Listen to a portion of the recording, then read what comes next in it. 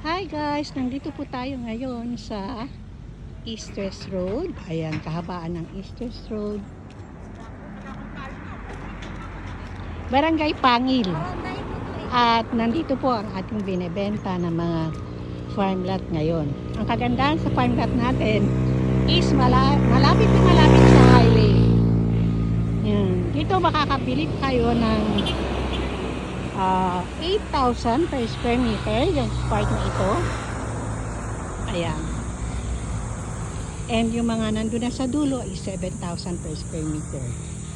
Yan, dito ang ating entrance, ang ating road. Kung mapapansin nyo dyan, may nakatusok na kahoy na pula hanggang dun. At ito pong daan na to ay sumusukat ng 10 meters wide. So,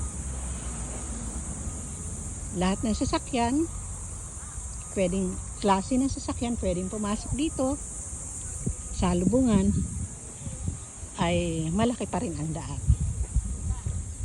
Gaya ng nasabi ko kanina, yung part dito, yan is 8,000 per square meter. Tapos, banda dyan mamaya, pagka mga inner lot na po, yan, nandito na tayo guys. Yung kali naman dito sa inner lot is 6 meters wide. Yan, 6 meters wide po ang kalye dyan.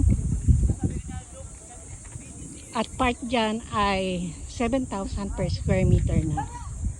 Kaya kung farm lot na iniisip nyo ay gagawin na siyang residential farm lot, bakasyonan, maganda na to kasi makakabili kayo ng minimum of small cut. Yan po. So hanggang dun po yan guys.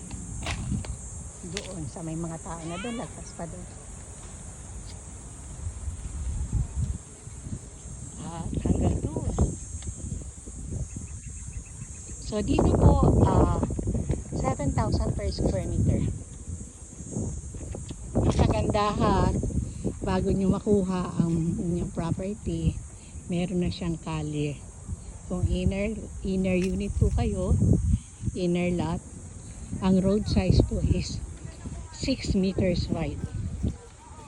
Ayan, hindi nyo po problemahin yung right of way na babayaran ninyo kasi meron na po yung ang laki ng tanim na yan.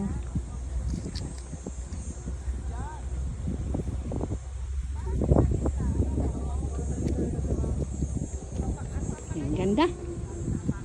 Existing na tanim niya ay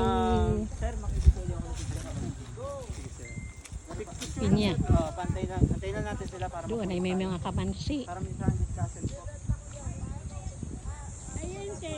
Yan, pwede itong hulugan, walang interest hanggang 3 years to pay.